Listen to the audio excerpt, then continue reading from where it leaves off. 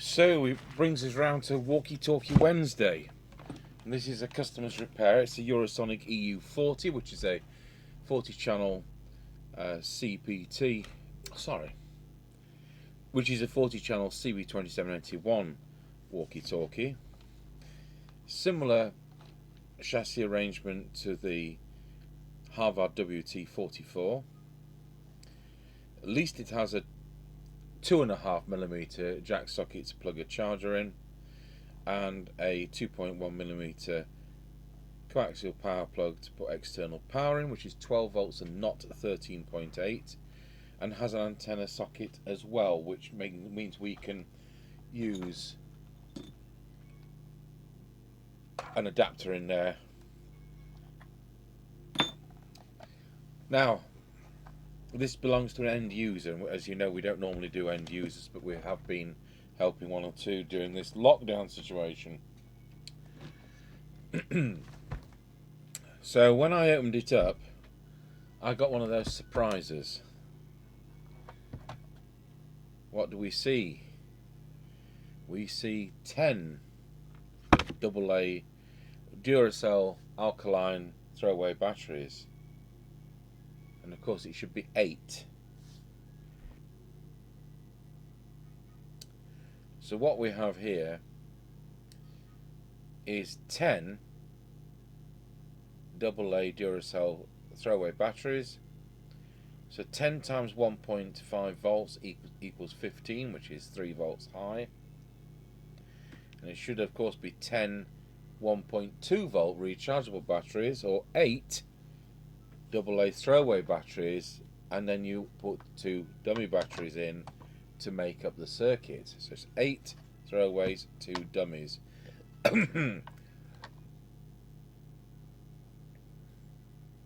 So I sent the customer an email, and he didn't have dummy batteries, so I've ordered those in. He's not committed to have those. We hadn't got any in stock. They were eBay, £3.49. So we'll just take all the batteries. I'll tell you what, we'll take them all out.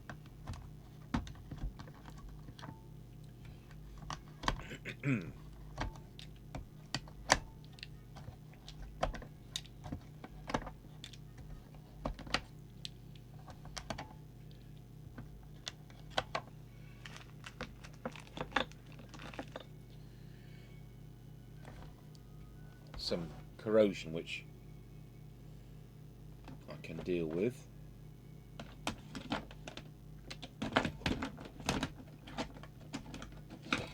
have a fiberglass brush here.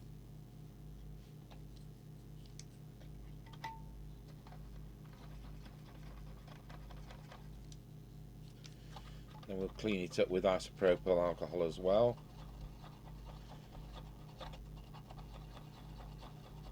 Might be slightly more reliable.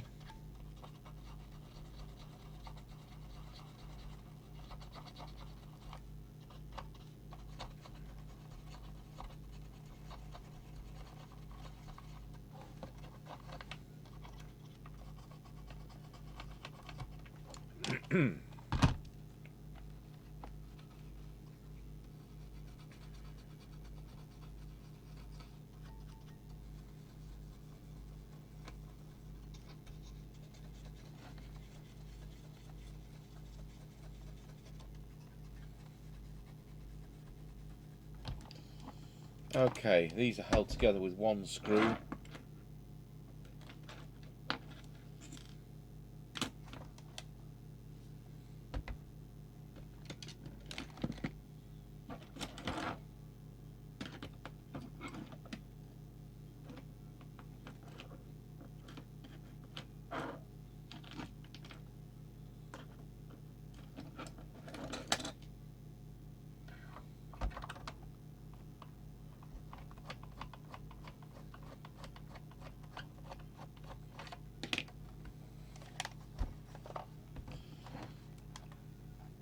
And then it clips together, and hopefully we can unclip it without snapping it, because it's quite a fragile construction.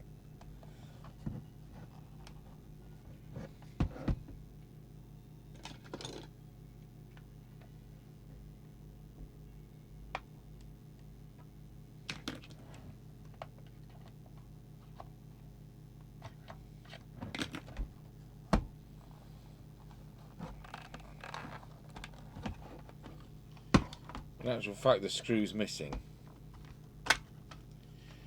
So the top pulls off, and then it needs to fold out carefully. So not only is the screw missing, but the moulding is damaged, so there's nothing we can do about that. Ah, the area's broken. I'm not quite sure why that's been sent in for repair. Because how can it be used? Oh dear. I mean, these were unobtainable immediately, weren't they? You know, so absolutely nothing I can do with that. I don't know what the crack is there.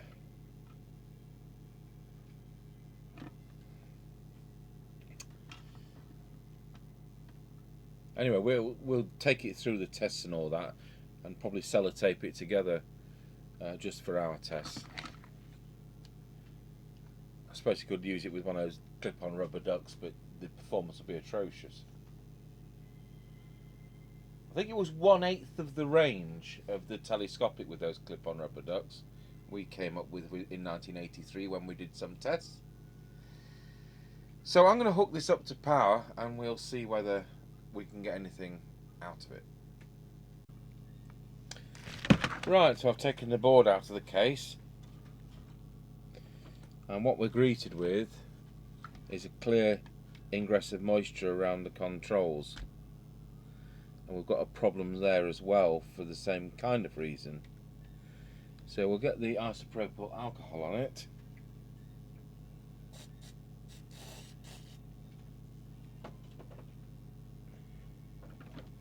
And the expensive £5.95 RS brush.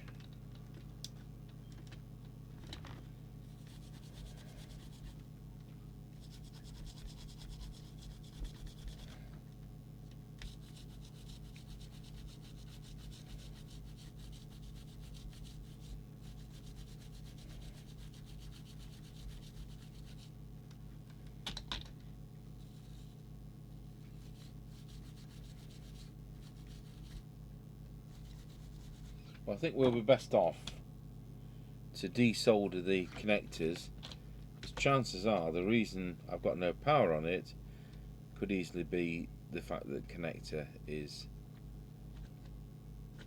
not connecting electrically.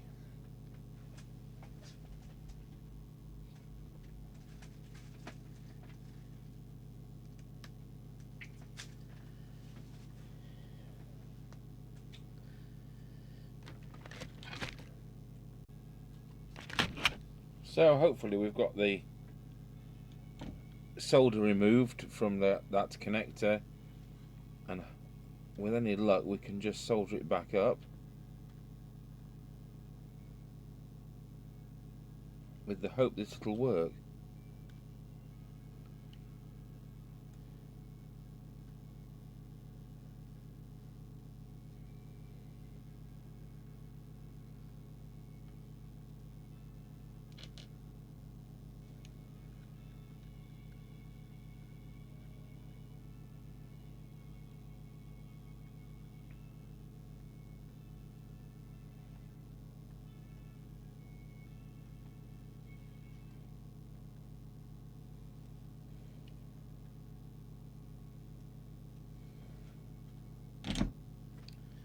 So we'll clean that again with isopropyl alcohol, and we'll take it from there. So plan B was to connect the radio up via crocodile clips. There must be something wrong with the power socket or the printed circuit underneath. So whether we look at that further depends on what else we find. So now I'll plug the aerial into there.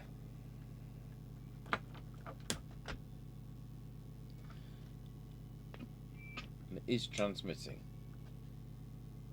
So we'll put the other camera on so you can look at the meter. So I don't have a circuit diagram for this, and so I think it's the same as I have our WT44. I was relieved to see it has a 2SC2078 output transistor 2078, I'll say that again, and not the MPSU31, which is very hard to come by from Motorola, which is in the Harvard 410, the Alba CBM2 and the Harrier WT2. So looking at how I would expect this to be, I would think that we've got a transmit lineup of 1, 2, 3, 4, 5, 6 which is broken, and that will be the loading coil for the aerial, which needs doing on a field strength meter. So I'm going to go into transmit and let's see what it's doing. And the answer, because we're on the 3 watt scale, is 800 milliwatts. So let's see whether we can bring it up from that.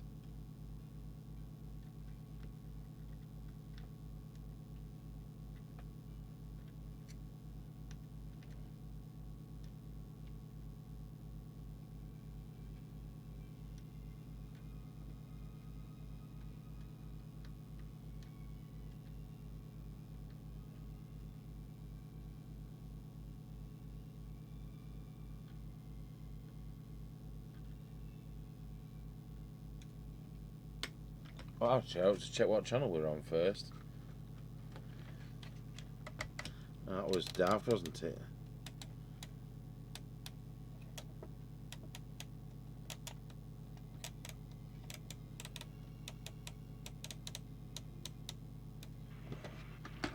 There we go, channel 20.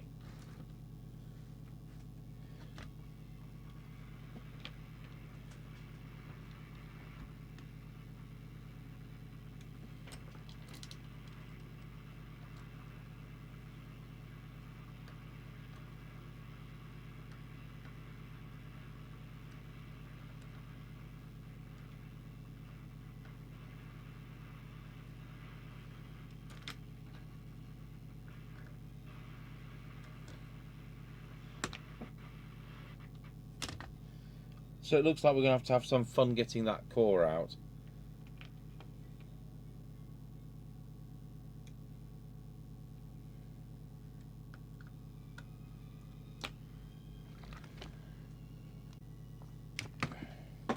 Right, well, I've gone to trouble to taking the heatsink off there and unbolting the output transistor, getting the coil out and seeing if we can remove the core from the other side.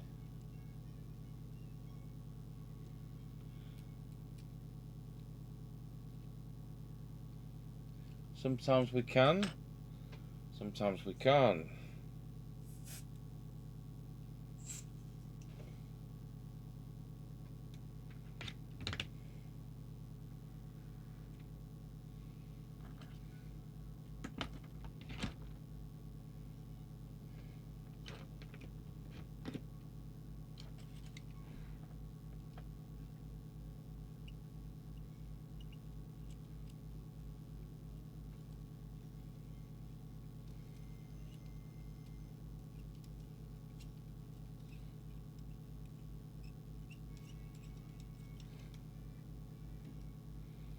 Wow. I've got it out and turned it around and put it back the other way.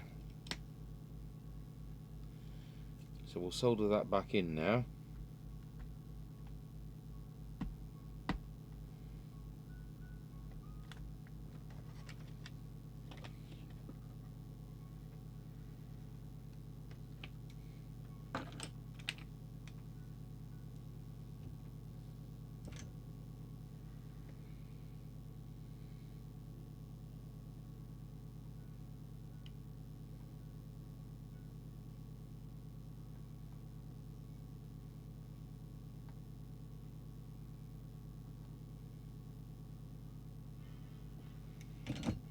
And put the heatsink back, which is nut and bolted, which is even less ideal.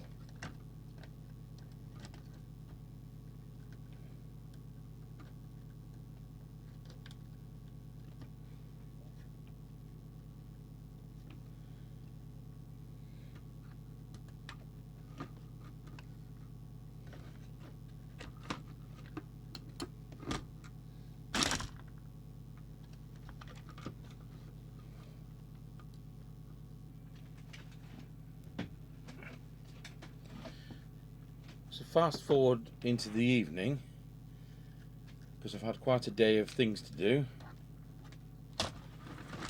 and I've taken out this output transistor because I needed to get to the coil, and I may as well test this output transistor whilst it's out of the radio.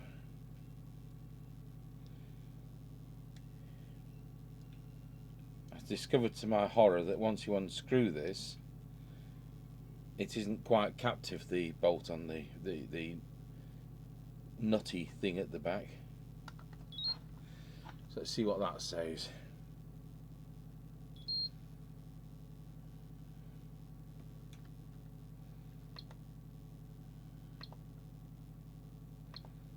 Well, that's what you'd expect, so that's fair enough. I just thought we'd take that precaution to test it. Right, well, we'll enjoy ourselves getting all the spaces and things back, and I will just check for continuity that we haven't got a short to chassis.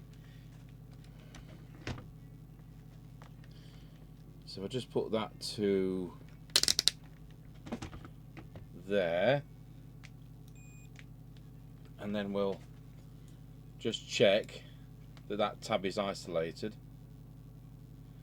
You've got the mica washer, and then you've got a plastic washer, and then you have a plastic bushing as well. So that's all right. It was easy for things to drop and get missed. So I'll bolt this back in.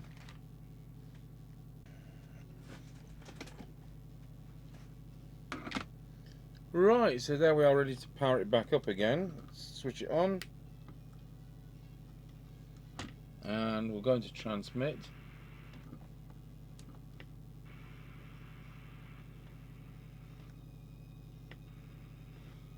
Oh, that's better. We've got 1.5 watts out of it. I'll put the other camera back on. So you know what? That camera slipped. I bet Mr. Chippy's tripped over the tripod. So now we'll tune down. There we go, that's peak. So what I'll just do is check the previous coil just to make sure.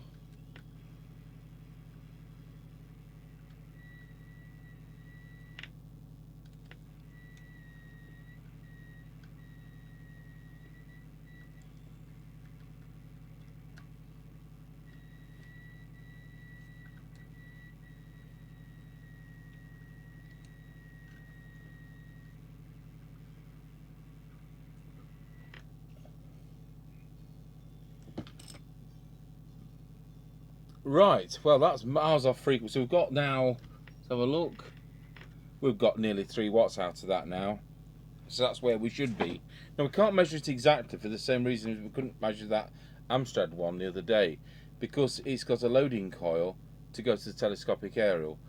So we've tuned it for peak, and then when we put the telescopic aerial back, we'll use a field strength meter to adjust that coil for the maximum field strength. So that's about where we want to be. Let's see what it does on low power. 0.35 of a watt, something like that.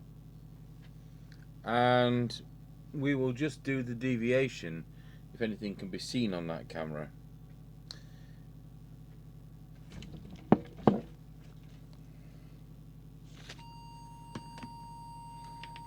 So I'll try and put the microphone over our oscillator.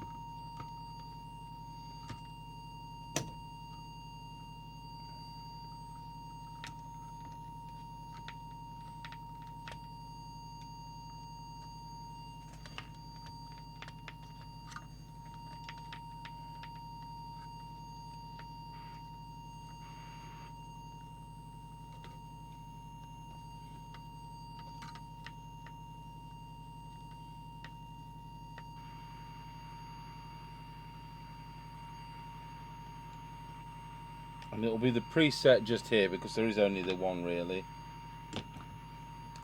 Unless there's another one oh, there's one lurking there. I've stopped the oscillator. There we go. We'll see if it's that one.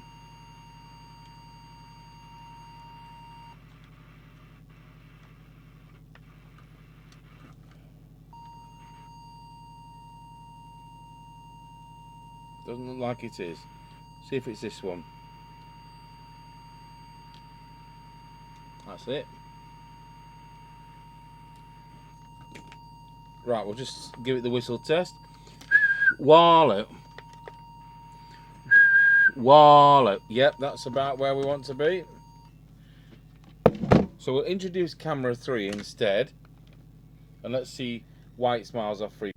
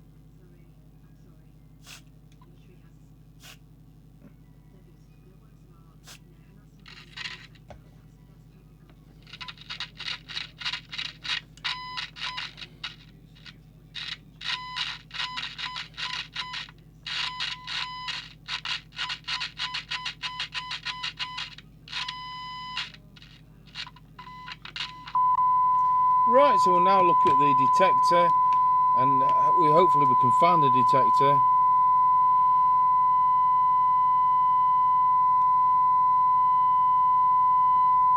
It's probably this one here, which because I saw the ceramic filter next to it. That'll be the crocodile clip come off.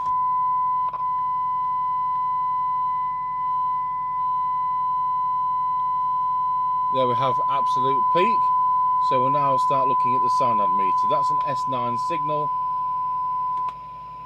That's 10 microvolts. So we'll start tuning at that point when I get the cyanide meter on the screen. So at the moment we've got 10 microvolt signal. Of course it's being presented through this loading coil, so we can't be sure without rewiring all that, which we're not going to do, what the real sensitivity is.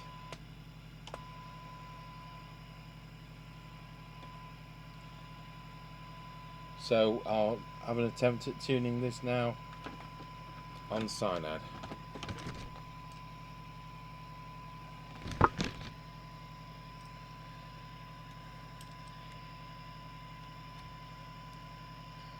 Yeah, there'll be VCO in that tin can. I'll solder that back down because it's grinning.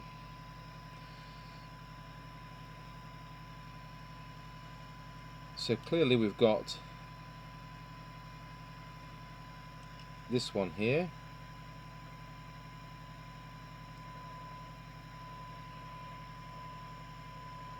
Wow, that's an improvement.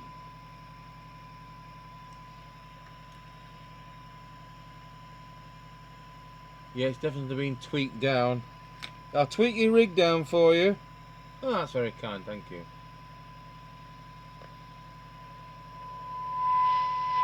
Unbelievable.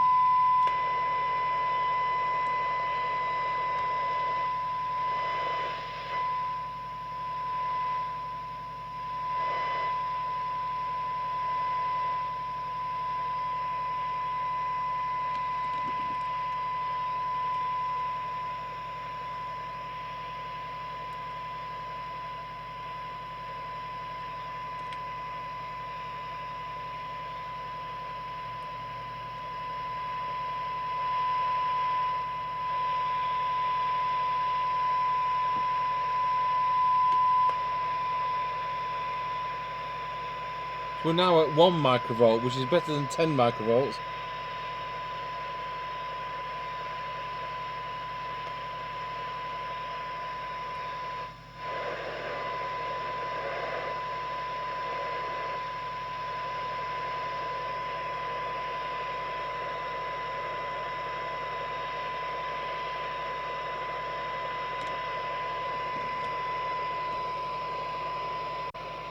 Okay, so that we're now listening to 0.3 of a microvolt, 0.2. When you consider where that was, let's see where it is on the cyanide meter. Well, for 20 decibel cyanide, it's 2.9 microvolts. For 12 decibel cyanide, it is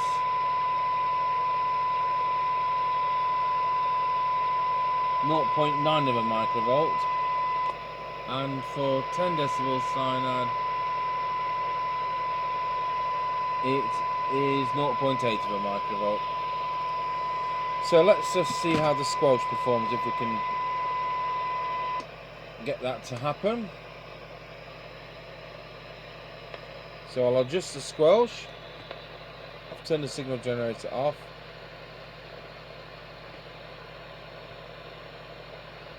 Oh great, so we have nothing.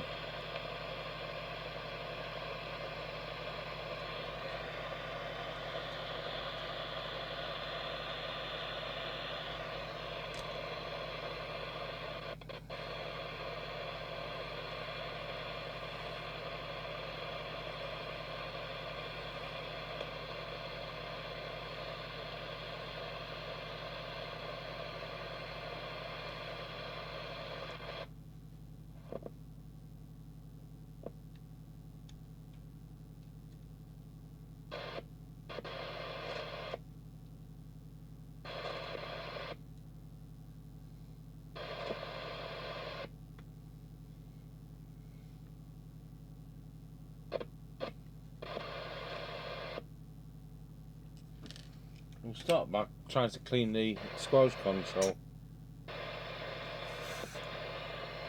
I've got a sneaking suspicion it's one of those sealed ones, and just hoping I can get it down the rivets.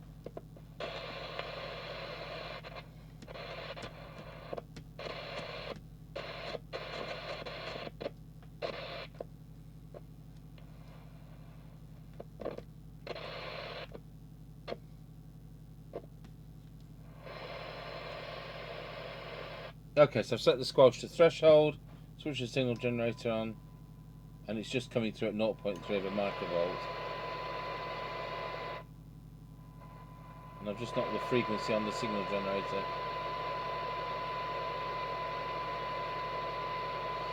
And we'll turn the squelch to full.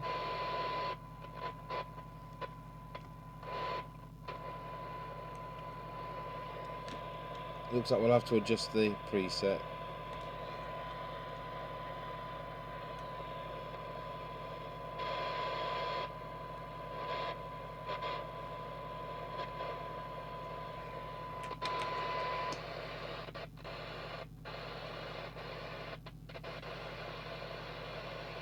I think we'll have to pause this and see if I can clean this preset, this squelch control better.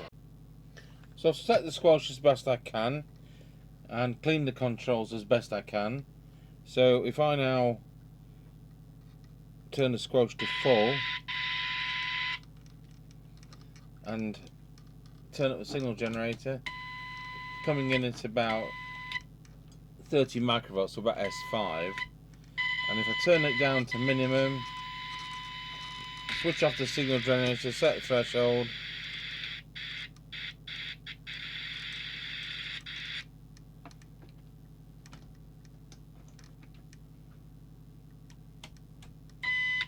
comes in about 7 microvolts. They are very wishy-washy squelches, and they are in the previous sets, the Harvard 410, the Harrier WT2, and the Albert, and so on. So there we are, that's where it is. We've actually done it, and it works. I wonder if we can actually put the aerial on it and see if we can hear anybody out there. So I'll just unplug that adapter.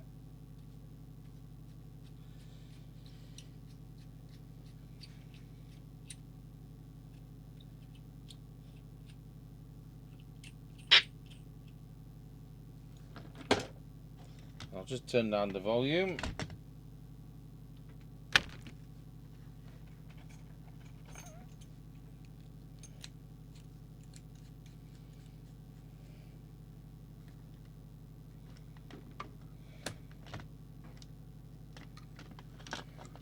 This is going to be fun.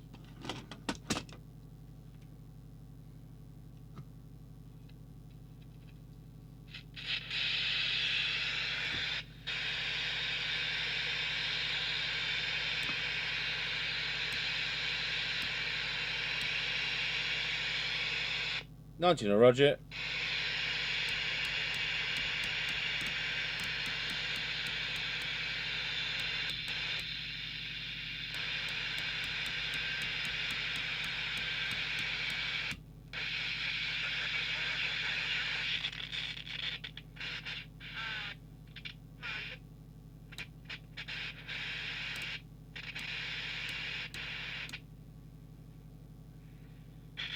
Well, we didn't get anything on that, did we?